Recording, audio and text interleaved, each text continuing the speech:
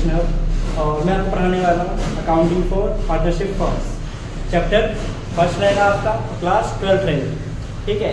सो इससे पहले आपको एक स्टोरी बताता हूँ। स्टोरी की आपका रियल लाइफ होगा। आपने कभी रेड लाइट क्रॉस किया बाइक चलाते हुए या कार से? ऑब्वियसली किया होगा। या कई बार रुक जाते होंगे। ऐसा क्यों? क्योंकि आपके पास एक रूल्स है। क्या है वो? ट्रैफिक रूल्स, कि आपको फॉलो करना रहता है कि रेड लाइट्स क्रॉस नहीं करनी है, कार जंप नहीं करनी है, अटैक नहीं करना है, राइट। तो उसका हम क्यों करते हैं? क्योंकि हमारे पास रूल बुक है। वो क्या है रूल बुक? वो आपका एक्ट है, आप उसको फॉलो करते हैं। फॉर एग्जाम्पल के लिए आपने जो लिया, जो आपका ट्रैफिक रूल है वो क्या है? आपका एक रूल है, राइट। उस रूल को आप फॉलो कर रहे हैं, रेगुलर फॉलो करते हैं। सपोज रूल्स है, सपोज आपके स्कूल्स है, करिकुलम होते हैं, एक्टिविटीज होती है, आप हर एक का एक रूल्स फॉलो करते हैं। हर एक गेम्स के अंदर एक रूल होता है। उसी रूल को, जो आपका ट्रैफिक रूल है, वो जाता है आपका पार्लियामेंट के पास। कहाँ जाता है? पार्लियामेंट के पास। और वो पार्लियामेंट उस एक्ट को पास करेगा। क्या करेगा पार्लियामेंट? उस एक्ट को पास करता है। तब जाके वो आपका पार्लियामेंट वाला जो रूल था तो आपका क्या बन जाएगा? एक्ट। और वो एक्ट तो आप बोल सकते हो ट्रैफिक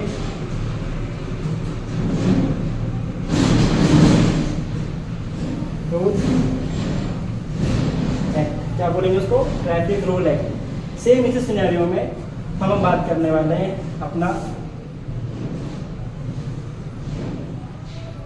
इंडियन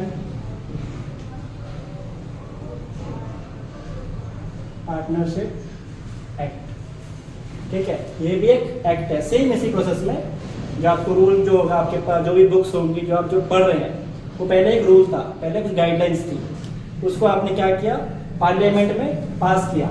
फिर पार्लियामेंट पास जा करके आपके बच्चे क्या बन गया? वो एक्ट बन गया, जो आप गाइडेंस को एज ए लॉ फॉलो करते हैं। सेम उसी तरह भी आपका पार्टनरशिप एक्ट आता है, जो पहले क्या था? पहले आपका क्या था? ये जितने भी कॉमर्स हैं, जितने भी बिजनेस है, वो क्या होते हैं? आज से 100 साल पहले आप बात कीजिए, तब जो होते थे बिजनेसेस, उसमें कई सारे फ्रॉड्स भी होते थे, कई सारे इलीगल एक्टिविटी होती थी। उन फ्रॉड्स को बचने के लिए सेम जैसे आप ट्रैफिक रूल्स में आप जंप ना करें रेड लाइट्स को, आप कार को एक्सीडेंट ना करें, उसके लिए बचने के लिए हमने क्या बनाया था? Traffic rules. सेम उसी तरह से कॉमर्स के फ्रॉड्स को बचाने के लिए या बिजनेस के फ्रॉड्स को बचाने के लिए हमने बनाया था एक्ट। वो एक्ट कैसे बना था?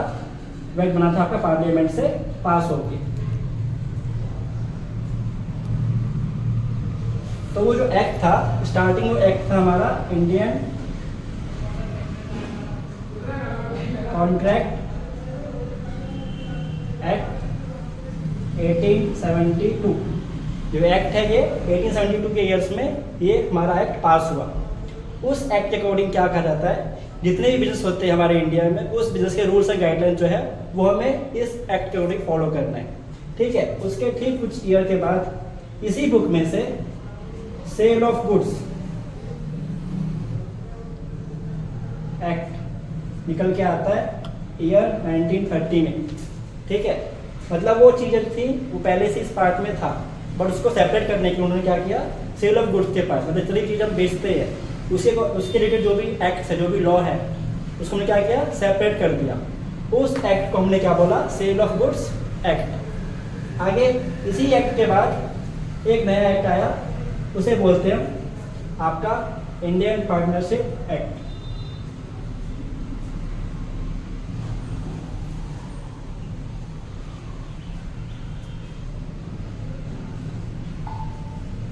ईयर आपका है 1932। 2 साल के बाद ही आपका एक्ट पास हुआ। सो समझ वाली चीज़ क्या है हमारी, कि जो एक्ट है ये है क्या? ये एक तरह की आपका रूल्स एंड गाइडलाइंस है जो आप फॉलो कर रहे हैं। क्यों फॉलो करना है आपको? क्योंकि आपको बिजनेस करना है, तो आपके कुछ रूल्स होते हैं। आपको कैसे प्रोसेस करनी है, क्या आपकी कंपनी की रूल्स रेगुलेशन होंगी, क्या प्रोसेस होगा, कैसे परचेज करना है, कैसे सेल्स करने हैं, तो उस रिलेटेड आपने क्या किया है, एक एक्ट को फॉलो किया है। अब हम बात करने वाले हैं पार्टनरशिप, क्योंकि जो सिलेबस है हमारा वो क्या है, पार्टनरशिप का है। तो बात करते हैं पार्टनरशिप के बारे में। पार्टनरशिप किसे बोलते हैं, कमेंट कीजिए किसे बोलते हैं पार्टनरशिप। एक स्टोरी बताता हूँ आपको। जो पार्टनरशिप होती है, सपोज आपके फ्रेंड ने और आपने, अक्सर देखा होगा आपने कि आप रोड पे जाते हैं तो कोई भी रेडी वाला दिखा, गोलगप्पे वाला दिखा, चाय वाला दिखा, आप क्या करते हो, सीधा स्टार्ट करके उसकी बिजनेस स्टार्ट देखते हो, कितना पैसा कमा रहा है, कितना सेल कर रहा होगा, कितना महीने की टर्नओवर निकलती है उसकी, आप स्टार्ट कर चेक करने का। फिर आप बोलते एक आइडिया देते हैं, हम भी एक दुकान खोल देंगे। तो आपने क्या बोला, हम दोनों मिलके एक दुकान खोलते हैं, चाय की दुकान खोलेंगे।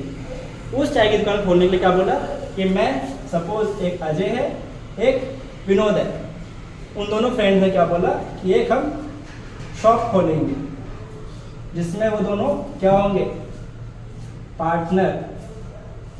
और इसी पार्टनर का जो बिजनेस होगा उसे बोलेंगे आप पार्टनरशिप। आपके जो फ्रेंड ने कहा कि एक बिजनेस खोलेंगे, दुकान चलाएंगे और पैसे जो आएगा वो बांट लेंगे, इसे बोलते हैं पार्टनरशिप। बट क्या ये रियल डेफिनेशन है? नहीं। डेफिनेशन जो है हमारी वो किस में लिखा हुआ है, हमारी रूल बुक में। रूल बुक कौन सी होगी, वो हमारी बुक है इंडियन पार्टनरशिप एक्ट 1932, जो अभी आपको बताया गया है। तो उस अकॉर्डिंग, उस रूल बुक के अकॉर्डिंग जो है पार्टनरशिप किसे बोलेंगे,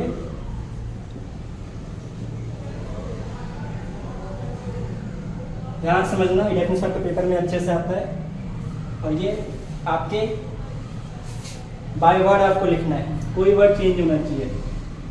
तो according to Indian partnership act, कौन सा ईयर होगा, 1932, और section 31, it is mentioned that partnership is a relationship between, क्या रिलेशन है, टू और मोर देन टू पर्सन्स। क्या है ये, रिलेशन है जिसमें दो लोग या दो ज़्यादा लोग कितने हो सकते हैं, बट इसकी कंडीशन है मैक्सिमम 100 होने चाहिए। हु हैव एग्रीड, किस लिए एग्री होंगे वो लोग, अब ये एग्जाम्पल अभी चाय वाला, क्या करते हैं वो लोग, पैसा कमा के क्या करेंगे, पैसा बांटेंगे। तो agree to share profits, only profit नहीं, लॉस भी उसी को लेना है, of business carried on by all और एक्टिंग वन ऑफ देम। तो क्या मीनिंग हुआ डेफिनेशन का, ये समझ लेते हैं। So according to Indian partnership act 1932 क्या कहता है, भाई सेक्शन है, सेक्शन कौन सा है, 31। तो उस 31 सेक्शन के अंदर मेंशन किया गया है कि पार्टनरशिप इज ए रिलेशनशिप। आप ये समझाओ रिलेशनशिप क्या होती है, आप तो जानते हो, आजकल के बड़े बच्चे हैं, गर्लफ्रेंड बॉयफ्रेंड सबके पास होती है, तो समझते हो। तो होता क्या है, ये एक तरह का एग्रीमेंट है। क्या है ये, एग्रीमेंट है, इसमें दो लोग मिलके डिसाइड करते हैं कि वो क्या करने वाले हैं, कैसे करने वाले हैं, क्या गाइडलाइंस होंगी, क्या एग्री होगा, क्या एग्री नहीं होगा। उस एग्रीमेंट के बेस पे वो दो लोग या दो ज़्यादा लोग डिसाइड करने वाले हैं उस बिजनेस को। अब इस एग्रीमेंट का नाम भी होता है, क्या होता है एग्रीमेंट का नाम, पार्टनरशिप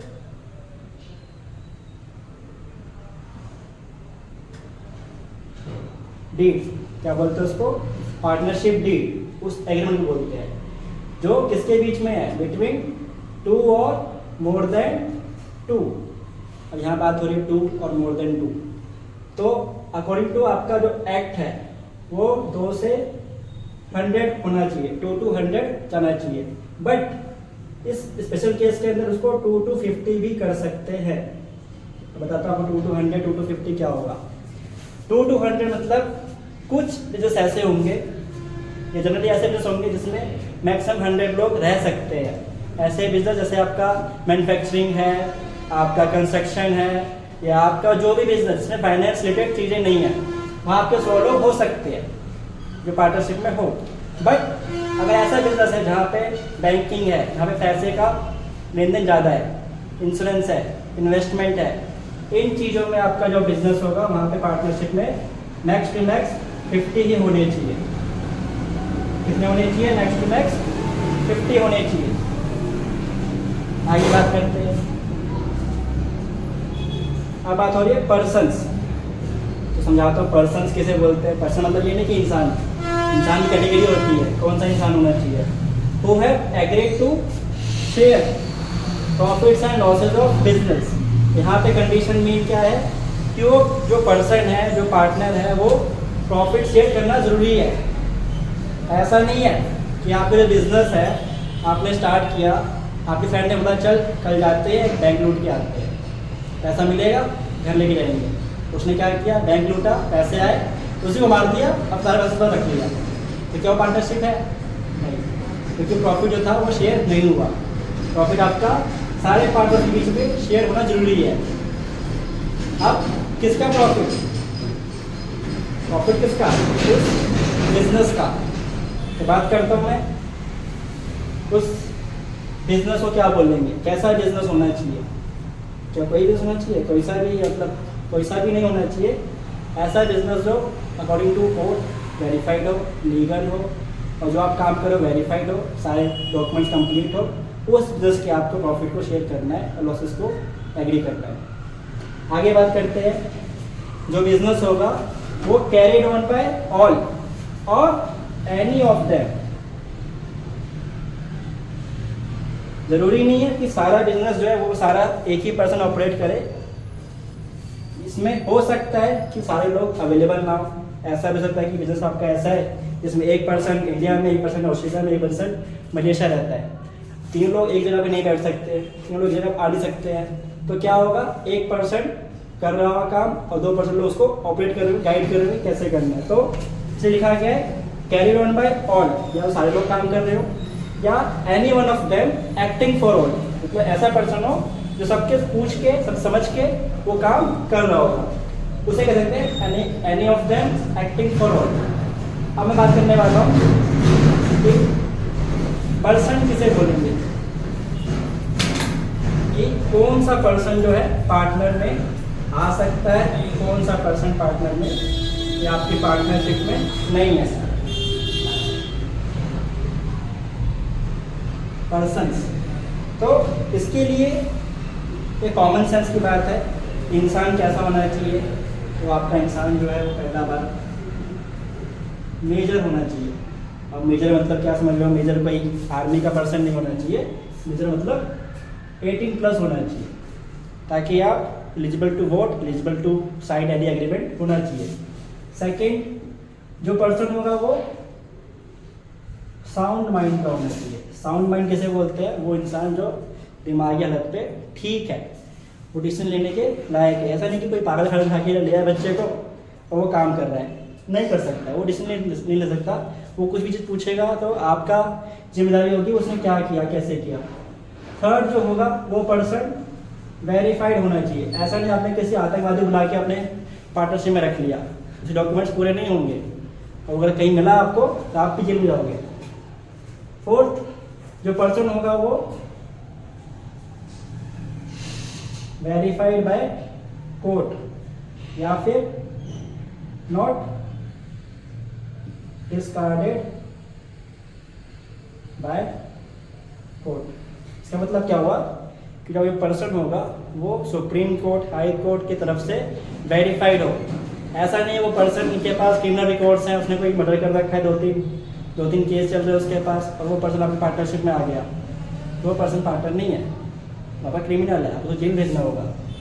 तो कहने की बात क्या है कि जो पर्सन है वो वैलिड होना चाहिए, जेन्युइन पर्सन होना चाहिए। ऐसा नहीं आपने किसी को बुला लिया, आपको पता नहीं वो कहाँ रहता है, क्या करता है, क्या काम है उसका, वो पर्सन नहीं है। पर्सन कौन होगा? जो वेरीफाइड है, जो एलिजिबल टू वर्क है।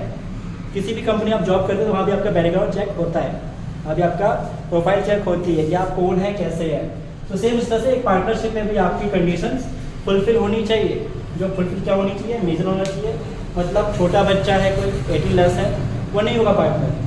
कोई इंसान जो दिमाग हाल से ठीक नहीं, या कोई इंसान बहुत ज़्यादा एज हो चुका है, 70 ईयर्स 80 ईयर्स हो रखा है, तो दिमाग से ठीक नहीं होगा, उसे वो कैपेसिटी नहीं मिलता है, जो कर सकता है काम। और वेरीफाइड डॉक्यूमेंट्स उसके पास होने चाहिए, Aadhaar card, PAN card, bank document सब उसके पास इंडिया का होना चाहिए, आउट ऑफ इंडिया नहीं होना चाहिए। और वेरीफाइड बाय कोर्ट मैंडेटरी है, ठीक है। इसके आगे बात करते हैं कि पार्टनरशिप में जो एग्रीमेंट है, वो एग्रीमेंट होता क्या है? क्या होता है एग्रीमेंट? अभी बताया था आपको, पार्टनरशिप एग्रीमेंट को बोलते हैं पार्टनरशिप डीड। क्या बोलते हैं? Partnership deed. अब पॉइंट ये होगा, क्या ये मैंडेटरी है? क्या एग्रीमेंट मैंडेटरी है या ऑप्शनल है? तो जी हाँ, जो एग्रीमेंट है वो ऑप्शनल है। अगर आप पार्टनरशिप में हैं तो आपको ज़रूरी नहीं है उसका आप एग्रीमेंट करवाएं, उसको रजिस्टर करवाएं, कोई ज़रूरी नहीं है। अब मतलब क्या, कराएं कि नहीं कराएं, क्यों कराएं, या रीजंस क्या है कराने के। तो पहली बात तो क्यों नहीं कराएं, क्योंकि आपको कराने के रीज़न क्या मिलेगा, क्या मिलेंगे? पहला तो आपके डिस्प्यूट्स। आजकल देखा गया जो पार्टनरशिप है वो 90% फेल होती है। क्यों होती है फेल? क्योंकि जो पार्टनरशिप होता है उसमें ज़्यादातर चीज़ें ओरली होती है। आप जो डिसाइड करेंगे वो सामने पर्सन आपको एग्री नहीं करेगा, क्योंकि आपने चीज़ें वेरीफाइड, रजिस्टर्ड और डीड पे आपने मेंशन नहीं किया है, तो वो डिस्प्यूट्स का रीज़न बनता है आपका। सेकंड,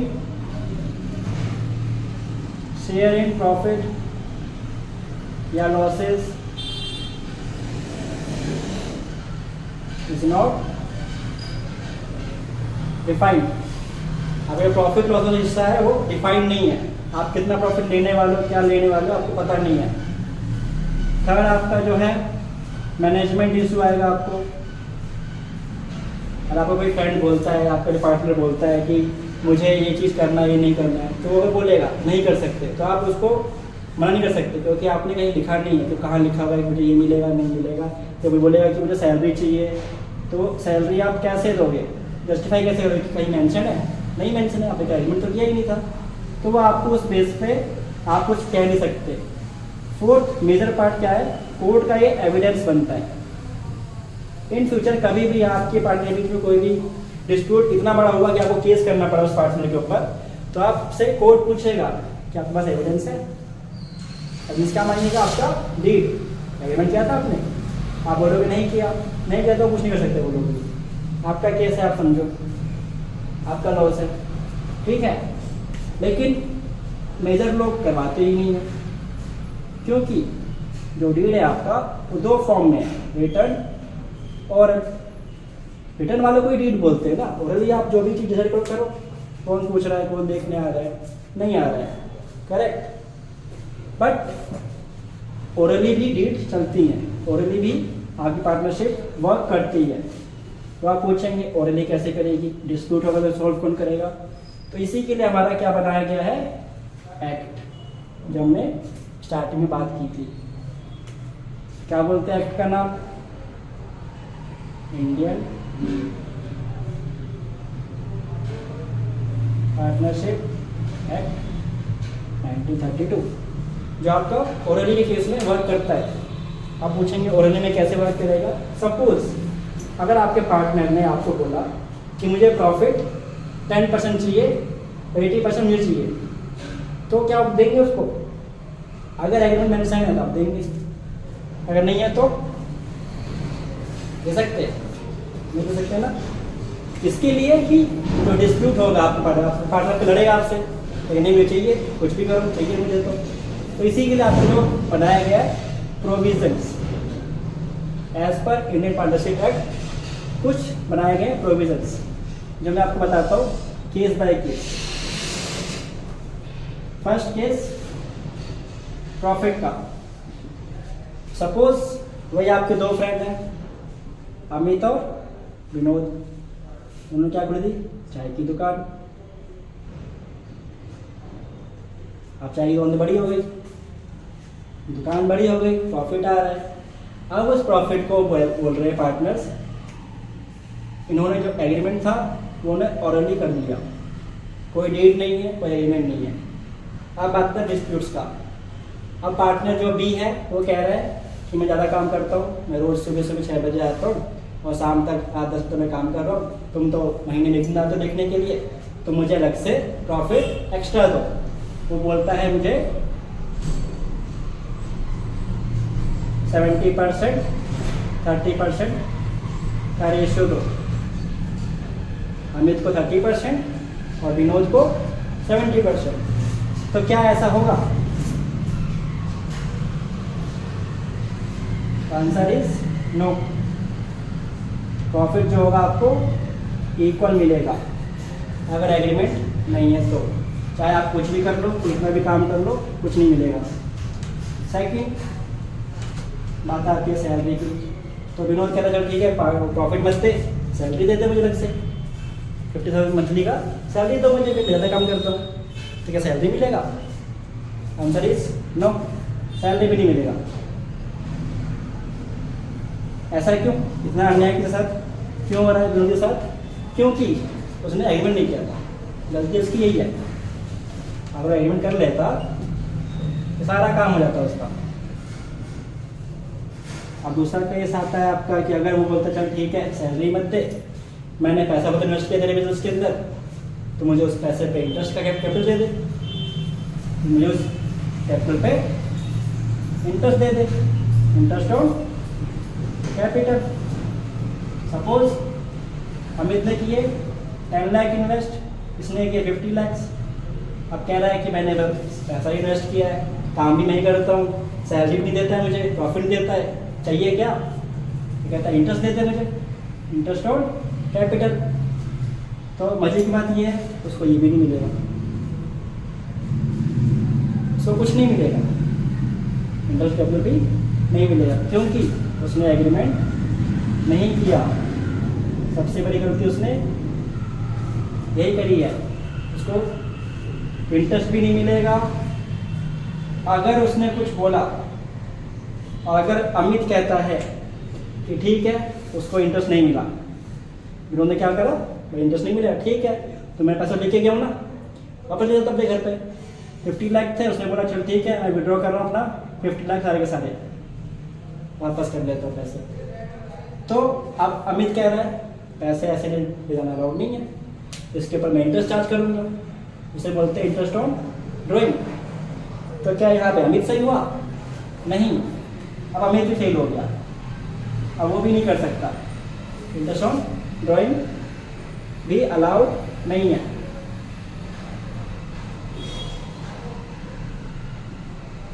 क्लियर हुआ ये पॉइंट? अब एक और चीज, चलो सपोज हमने समझ लिया कि भाई प्रॉफिट नहीं मिल रहा है, सैलरी भी नहीं मिल रही है, इंटरेस्ट भी नहीं मिल रहा है और ड्राइंग भी नहीं मिल रहा है। अब विनोद हुआ परेशान, कह रहा अब क्या करूँ? कुछ तो करना पड़ेगा क्योंकि काम तो करता है वो, उसे चाहिए पैसे एक्स्ट्रा, तो उसके एफर्ट्स की वैल्यू नहीं हो रही वहाँ पे। तो क्या करता है वो 50 लाख में से 10 लाख रखता है, 40 लाख वो पार्टनरशिप को एज ए लोन दे देता है। क्या करता है वो? लोन दे देता है, कहता है कैपिटल नहीं दे रहा मैं आपको लोन दे रहा हूँ और इसमें लोन पे आप मुझे इंटरेस्ट दो 15% पर एनम। फिर अमित परेशान, कह रहे क्या क्या मांगता रहता है, कुछ भी सपने में आ रखा है, कुछ नहीं मिलेगा। बट अब यहाँ बात आती है लोन की। तो वो लोन किसको मिलेगा? लोन जो है मांग रहा है 15% पर एनम। कौन मांग रहा है? विनोद। बट नहीं मिलेगा उसको, क्योंकि एज पर प्रोविजन जो है 6% पर एनम तो अलाउड है। कितना? 6। उसको 6% ही मिलेंगे। 15 मांग रहे, मांगते रहे, मिलना उसने 6 ही है। तो ये होता है हमारा लास्ट प्रोविज़न। आई होप समझ में आया हो। तो बात करते हैं नेक्स्ट चैप्टर में, नेक्स्ट लेसन में। Wish you best, bye.